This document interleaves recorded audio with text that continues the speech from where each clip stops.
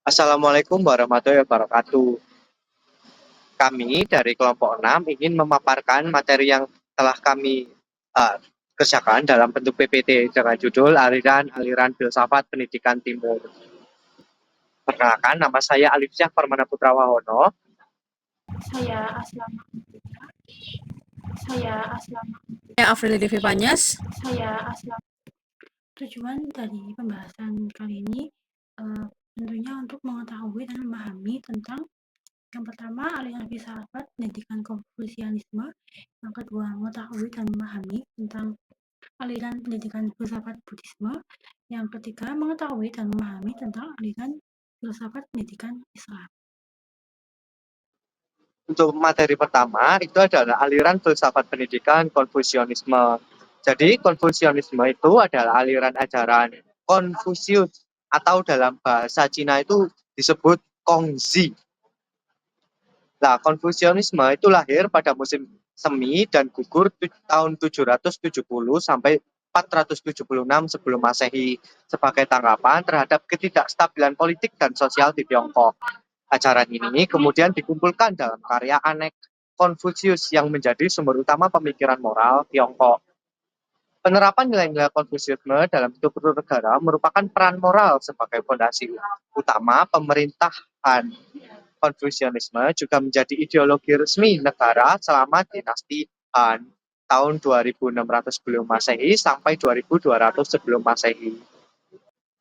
Konfusius mengembangkan ajarannya berdasarkan pemikiran yang menekankan pada persoalan penanaman kebijakan moral serta interaksi antar penguasa manusia dan surga sebagai cara untuk mengubah dunia. Konfusianisme berfokus pada pengembangan karakter dan penataan masyarakat melalui nilai-nilai moral yang mendalam. Berikut ini adalah landasan etika dan moral dasar dalam Konfusianisme. Yang pertama adalah Ren atau kemanusiaan atau kebajikan. Jadi ajaran ini menekankan kasih sayang, empati, dan kebaikan hati. Konsep ini menekankan bahwa untuk menciptakan hubungan sosial yang harmonis, setiap orang harus mengutamakan kepedulian terhadap sesama. Setiap orang harus bertindak dengan kasih sayang dan empati terhadap sesama karena nilai kemanusiaan ini. Nah, yang berikutnya adalah Li atau tata krama atau etiket. Li merujuk pada adat istiadat, norma, dan ritual yang mengatur interaksi sosial. Dengan mematuhi Li, individu diharapkan menjalankan peran sosialnya secara tertib sehingga tercipta ketertiban dalam masyarakat. Kepatuhan terhadap tata krama membantu mempertahankan harmonis keseimbangan dalam kehidupan bermasyarakat. Yang berikutnya adalah Yi atau kebenaran atau keadilan. Nah, kalau Yi ini berkaitan dengan keadilan dan integrasi moral, di mana orang diharapkan selalu bertindak sesuai dengan prinsip yang benar, meskipun itu memerlukan pengorbanan pribadi. Prinsip keadilan ini menjadi acuan dalam mengambil keputusan yang adil dan moral. Nah, yang berikutnya adalah Z, tahu kebijaksanaan. Jadi, Z adalah kemampuan untuk membuat keputusan dengan melihat situasi secara menyeluruh.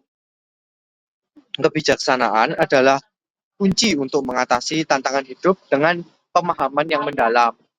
Pendidikan dan pengalaman memungkinkan orang untuk bertindak secara bijaksana. Dan yang terakhir adalah Shin, atau kepercayaan atau integritas. Shin menekankan betapa pentingnya kesetiaan dan kepercayaan dalam hubungan interpersonal.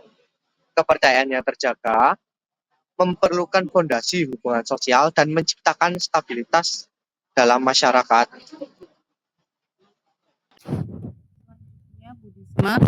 Filsafat pendidikan Buddhisme adalah bagian dari tradisi filsafat pendidikan Timur yang berfokus pada pengembangan spiritual, moral, dan intelektual individu. Ajaran ini berakar dari prinsip-prinsip Buddhisme yang menekankan pemahaman mendalam terhadap diri sendiri, disiplin moral, meditasi, dan kebijaksanaan untuk mencapai pencerahan.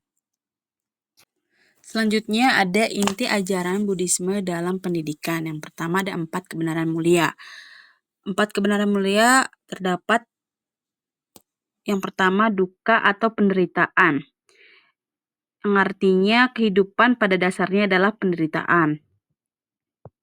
Kedua itu samudaya atau asal mula penderitaan. Penderitaan yang disebabkan oleh keinginan dan keterikatan. Yang ketiga adalah niroda atau lenyapnya penderitaan. Penderitaan dapat diakhiri dengan melenyapkan keinginan. Yang keempat ada magga atau jalan menuju lenyapnya penderitaan. Yang berarti jalan menuju lenyapnya penderitaan adalah jalan utama berunsur 8. Selanjutnya ada jalan utama berunsur 8. Seperti pengertian benar, pikiran benar, ucapan benar, perbuatan benar, mata pencarian benar, usaha benar, perhatian benar, konsentrasi benar. Yang selanjutnya ada pendidikan karakter. Buddhisme sangat menekankan pada pengembangan karakter moral seperti cinta kasih, welas asih, dan kebijaksanaan. Pendidikan Buddhisme bertujuan untuk membentuk individu yang memiliki kesadaran diri, pengendalian diri, dan tanggung jawab sosial. Yang selanjutnya ada pentingnya meditasi. Meditasi merupakan praktik penting dalam Buddhisme untuk mengembangkan konsentrasi, ketenangan pikiran, dan wawasan mendalam. Dalam konteks pendidikan, meditasi dapat membantu siswa untuk meningkatkan fokus, mengurangi stres, dan mengembangkan kesadaran diri. Yang selanjutnya itu ada kesaling tergantungan atau pratitya samutpada, yang berarti ajaran ini menekankan bahwa segala sesuatu saling terhubung dan saling mempengaruhi.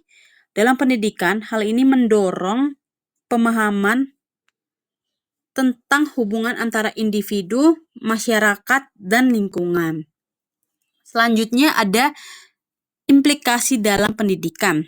Yang pertama itu ada pendidikan Buddhisme yang menekankan pada pengembangan potensi manusia secara holistik, mencakup aspek intelektual, emosional, dan spiritual. Yang kedua ada pendidikan bertujuan untuk membantu siswa memahami hakikat kehidupan dan menemukan makna serta tujuan hidup. Yang terakhir ada pendidikan mendorong siswa untuk mengembangkan sikap positif seperti cinta kasih, welas asih, dan toleransi. Yang terakhir ada aliran filsafat pendidikan timur Buddhisme. Yang pertama itu ada tujuan pendidikannya. Pendidikan Buddhisme bertujuan untuk membantu individu mencapai nibbana atau pencerahan melalui pemahaman mendalam tentang 4 kebenaran mulia atau Cattari Arya Sacani dan jalan mulia berunsur 8 atau Arya Atahagika Magga.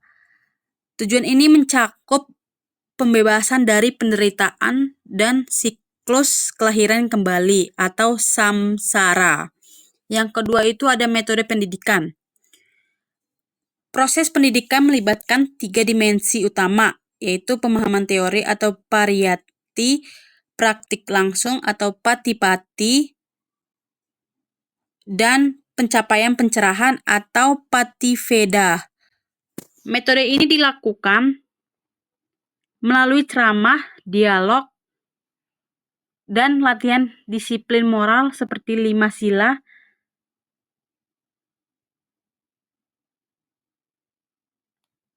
Yang ketiga ada interaksi guru dan murid.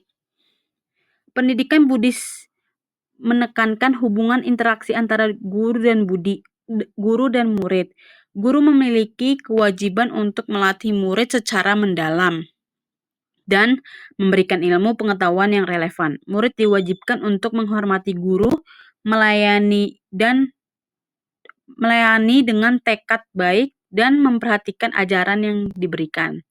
Yang keempat ada transformasi pribadi, yaitu pendidikan Buddhisme tidak hanya berfokus pada transfer pengetahuan tetapi juga transformasi pribadi menuju kebajikan. Praktik meditasi dan refleksi menjadi alat utama dalam proses ini. Yang terakhir ada adaptasi era modern. Pendidikan Buddhisme telah mengintegrasikan teknologi untuk menyampaikan ajaran Buddha secara lebih luas sambil tetap mempertahankan nilai-nilai inti seperti kebijaksanaan dan moralitas. Baik, aliran filsafat pendidikan yang ketiga yakni aliran filsafat pendidikan Islam. Pendidikan Islam merupakan pendidikan yang melatih sensibilitas pelajar-pelajar sedemikian rupa sehingga dalam perilaku mereka terhadap kehidupan, langkah-langkah dan keputusan serta pendekatan mereka terhadap semua ilmu pengetahuan ini diatur oleh nilai-nilai etika Islam yang sangat dalam dirasakan. Dalam Islam, taraf ideal dari sebuah konsep pendidikan adalah ketika konsep pendidikan tersebut mencakup dua dimensi, yakni dimensi teosentris, di mana dimensi teosentris merupakan Tuhan sebagai pusat alam semesta, dan juga yang kedua dimensi antropentris, di mana manusia sebagai pusat alam semesta. Terdapat beberapa aliran pada filsafat pendidikan Islam. Dari sumber yang telah dibaca, pada umumnya terdapat 3 aliran yang dipelajari. Yang pertama ada konservatif, ada religius rasionalis, dan yang ketiga ada pragmatis. Yang pertama mengenai konservatif. Aliran ini di tokoh-tokoh pada aliran ini antara lain adalah Al-Ghazali, Ibnu Jama, Ibnu Hajar, Al-Qabisi, dan lainnya. Para tokoh ini mengklasifikasikan ilmu pengetahuan menjadi 2 bagian, yakni ilmu pengetahuan yang wajib dipelajari secara individu dan ilmu pengetahuan yang wajib dipelajari secara keterwakilan, atau tidak semua individu mempelajari ilmu ini. Nah, konservatif sendiri ini fokus pada persoalan pendidikan yang cenderung murni dalam menyikapi urusan keagamaan. Lalu yang kedua, terdapat aliran filsafat pendidikan Islam yakni religius rasionalis. Nah, fokus pada aliran ini yakni pada persoalan pendidikan yang menyatakan bahwa jika seorang alim dan seorang yang masih tahap belajar itu sama, yakni sama-sama berusaha menggerakkan setiap potensi pribadi dan melahirkan hal-hal yang tersimpan dalam jiwa. Jadi jiwa seorang yang sedang belajar ini haruslah berpotensi untuk mengetahui, yang artinya setiap pelajar harus memiliki kesiapan dalam belajar. Lalu yang ketiga ini membahas mengenai aliran pragmatis. Pada aliran pragmatis, pendidikan bukan hanya bertujuan untuk mendapatkan pengetahuan saja, akan tetapi juga mendapatkan keahlian duniawi dan ukhrawi. Keduanya ini harus memberikan keuntungan, karena baginya pendidikan adalah jalan untuk memperoleh rezeki. Nah, tokoh pada pragmatis ini ada Ibnu Khaldun, yang kalau di filsafat pendidikan barat itu tokohnya John Dewey. Menurut Ibnu Khaldun, itu ilmu pengetahuan dan pembelajaran adalah tabi'i atau pembawaan manusia, karena adanya kesanggupan berpikir. Kesimpulannya adalah filsafat pendidikan timur mencerminkan berbagai pandangan tentang tujuan dan metode pendidikan berdasarkan nilai-nilai moral, spiritual, dan rasional. Konfusianisme menekankan moralitas sebagai dasar pembentukan karakter individu dan tatanan sosial.